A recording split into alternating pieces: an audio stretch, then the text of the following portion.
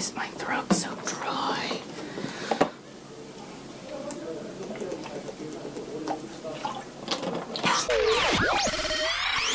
Hello interwebs and welcome back. I'm Shanna and this is where I share my life and stories and adventures and opinions and whatever else I feel like.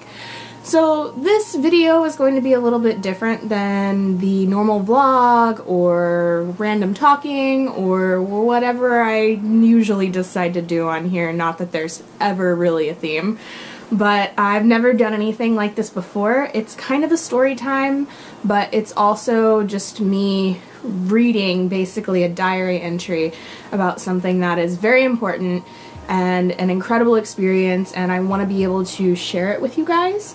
I will be reading it from my phone, just a warning, but I don't want to ramble too much, so let's just get into it.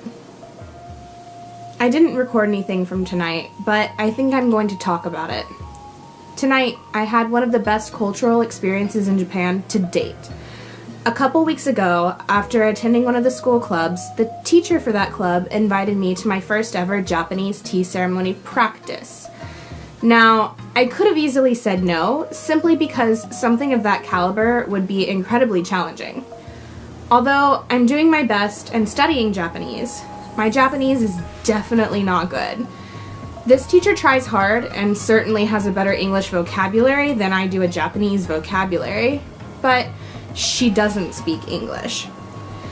Instead of turning down this challenge and experience, I decided to do the best that I could. The tea ceremony practice was in a small guest room dedicated to the practice. The woman whose home we entered immediately met me with a smile, and she even offered me her hand instead of only the traditional Japanese bow. It was a kind, cross-cultural gesture.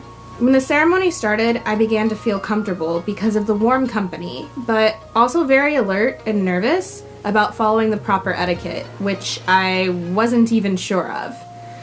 Everyone's movement and body language was so deliberate that my own clumsy nature became even more apparent to me as I held the traditional seating of seiza as long as I could. The first snack I was offered was a special biwa mochi.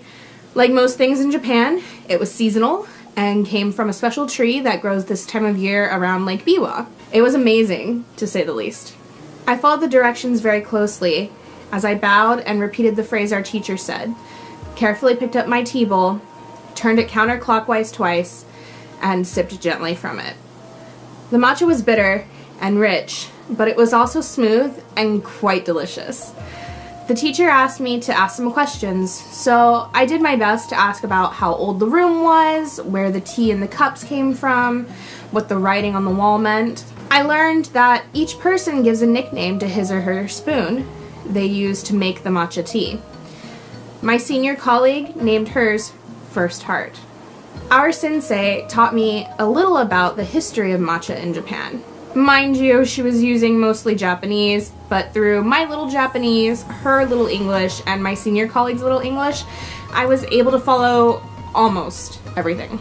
She then taught me the meaning of the writing on the wall, and how it has to do with a fisherman, and how his fish and what he can provide is his heart and his pride. She explained how both she and my senpai find their heart through teaching, and asked what my heart was. We also discussed the meaning behind our names and how each kanji has a meaning and a feeling behind it when it is chosen for someone's name. I showed them the kanji my friend made for my name and learned that my senpai and I actually have very similar meaning to our kanji. Another person joined us, and I think he was surprised to see me, but he was also very kind. He too made me a cup of tea, just as artfully and precise as my senpai had.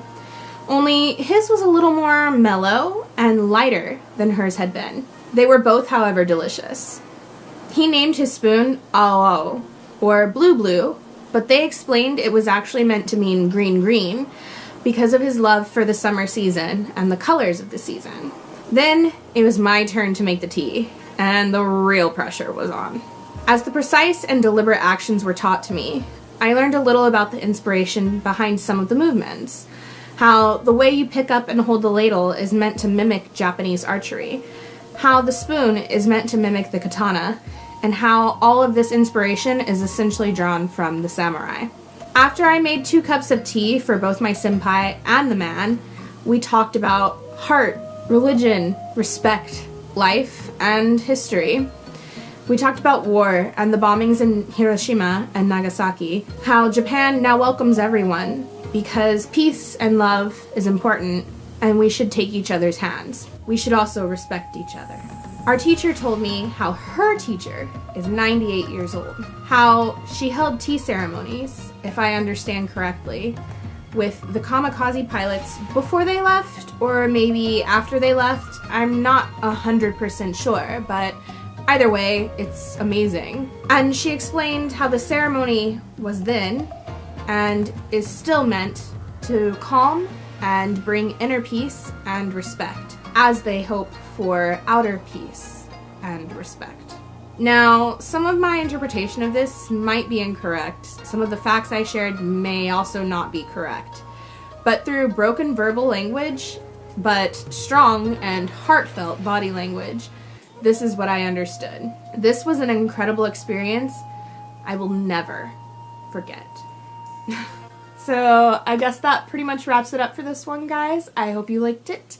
If you did, please make sure to hit that like button. If you haven't yet, please also hit the subscribe button. And let me know in the comments below how you guys felt about this one. Did you enjoy me reading kind of a diary entry to you? Is there anything else you'd like to hear me read? It was a little different. Even the outro feels a little bit weird, but I hope you guys liked it anyway. Thank you so much for watching, and I will see you guys next time. Bye!